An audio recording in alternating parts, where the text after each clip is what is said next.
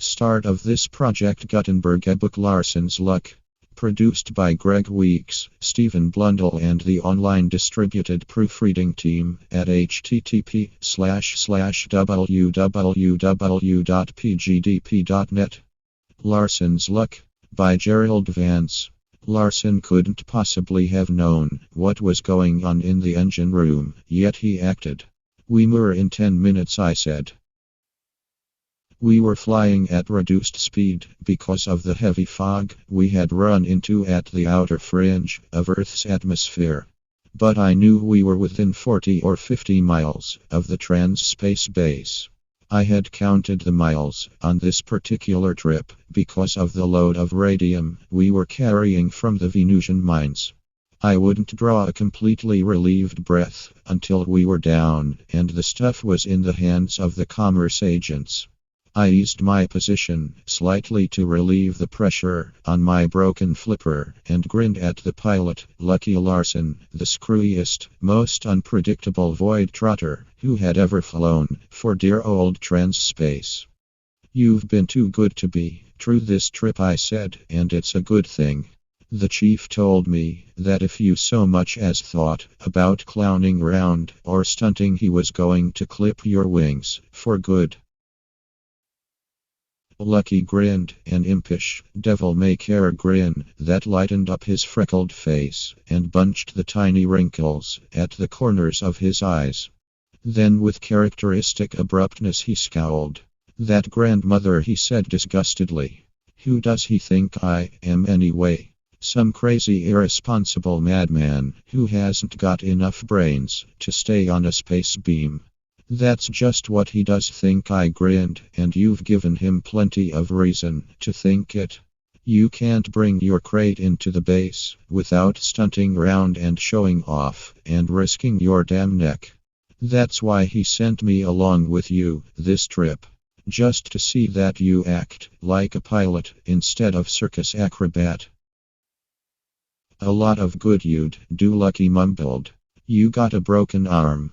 The only reason he sent you is because he didn't want to pay you while you was in the hospital, so he cooks up this trip to get his money out of you." And say, he turned to me belligerently, "When did I ever crack up a ship? When did I ever even dent one of the babies?" "You haven't," I was forced to admit, "but that's just because of that screwy luck of yours. But it won't last forever, and one of these days, it's going to run out just when you need it. So just remember, no stunting this trip, or you'll be out of the strata for the rest of your natural life." "Aw, that's the trouble with this racket," Lucky grumbled. "A guy can't have no fun no more. Back when I was with the space circus." Okay, I cut in, "I've heard that before. Just fly your ship now, and forget about the deep dark plot of the company to take all the joy out of your life. I'm going to take a look-see at the atomic floats and get the passengers bundled together." I stood up and crawled over him and opened the door leading to the body of the ship. I could still hear him grumbling as I slid the light chrome alloy door shut. I chuckled to myself and headed up the aisle to the baggage compartments. Lucky Larson was a legend as space pilots go. An unpredictable, erratic screwball, but one of the finest rocket riders who ever flashed through the void. Company regulations and interplanetary commissions were the bane of his existence. He made his own rules and regulations and got by with it. That is, he had gotten by with it. Now they were cracking down on him. He had been grounded twice, and the chief had threatened to set him down for life if any more infractions were charged to him. I shook my head gloomily. He was a great guy, the last of a great and gallant army of space adventurers, but he was on the way out. The rules were necessary, vital to safe space travel, and the Lucky Larsons would have to live up to them, or else. My mind was a long way away from the cabin of the spaceship, and maybe that's why I got what I did. I didn't see it coming. One minute I was walking through the aisle, thinking about Lucky Larson, and the next second something slammed into the back of my head, knocking me to my knees. Through a haze of red and white lights I heard a voice bark, "Toss him into a chair and grab that good arm of his." I wasn't out, just damn sick. Something like a cold hand seemed to have closed over my stomach, and for an awful moment I gagged and tried to retch. But the moment passed and I forced open my eyes and focused them on two tough-looking, hard-eyed gents who stood in front of me. Another unpleasant-looking little man knelt alongside of me, twisting my good arm behind my back. "Okay," I gritted, "what's the gag?" The tallest of the three, evidently their leader, smiled at me. "It's no gag," he murmured calmly. "We happen to need the radium you are carrying. We are going to take it. Any objections?" "You'll never get away with this," I snapped. "Your names and descriptions are registered with the passenger office. You'll be tracked down in 24 hours. I was bluffing, of course, and I knew from their contemptuous smiles that they knew it too. They probably had given fictitious names, and the descriptive information which the Bureau required consisted of a few generalities, such as height, weight, and the like. I cursed myself for a stupid, careless fool. The three men had been the only passengers from Venus, and they had kept to themselves the entire trip. Once or twice I had wondered at their reticence and quietness, but I had not been suspicious enough to make a checkup. One of the men laughed shortly. "Let us worry about that. We've covered every angle that could possibly come up. With the help of your friend up front, this ship will be flown to a certain deserted asteroid where a few friends of ours are to meet us with another ship. How you come out afterward will depend on how you cooperate now." Clear enough. It was clear enough, all right. Lucky and I wouldn't last long after we served our purpose. The tall man turned from me and nodded significantly to the man standing next to him, and then pointed to the closed door to the pilot's chambers. "Take care of the pilot," he murmured, "and tell him if he isn't obliging we'll take the cast off his friend's arm," and he smiled at me. "Massage it a bit." I felt a cold sweat break out on my forehead. The thug grinned wolfishly at me and then winked at his leader. "I'll tell him, boss." He dug his hand into his pocket and drew out a stubby atomic pistol. "If he won't listen to me, maybe this'll persuade him." Still grinning, he turned and headed up the aisle, the gun clenched in his huge fist. I glanced at the tall figure standing in front of me and saw that he was watching the retreating figure of his henchman with a saturnine smile on his face. I thought swiftly. If I could yell a warning to Lucky, he could bolt the door of the pilot's chamber and then set the ship down at the trans-space base. It was the only way to save Lucky and the radium. I wasn't very optimistic about my own chances. I knew they were zero. I opened my mouth, took a deep breath, and then, before I could scream the words that would warn Lucky, it happened. The ship shuddered for an instant and then zoomed upward, the smooth hum of the rocket motors crescendoing to a roaring song of power and speed.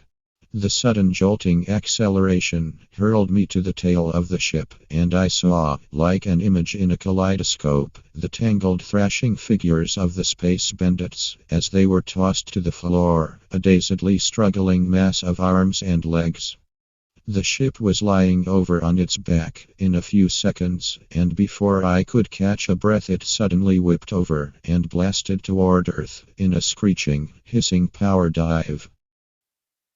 It was terrific punishment even for this type of space crate, but it was worse for human beings.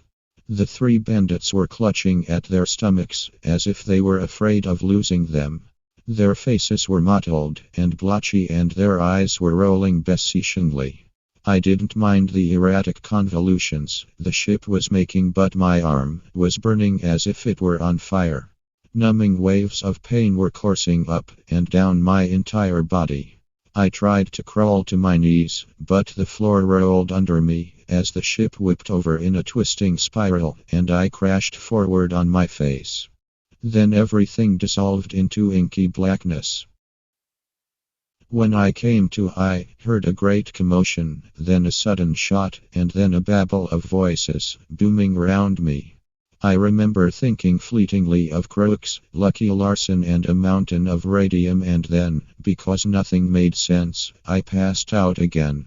The next time I opened my eyes, I found myself stretched out on a cot in the chief's office.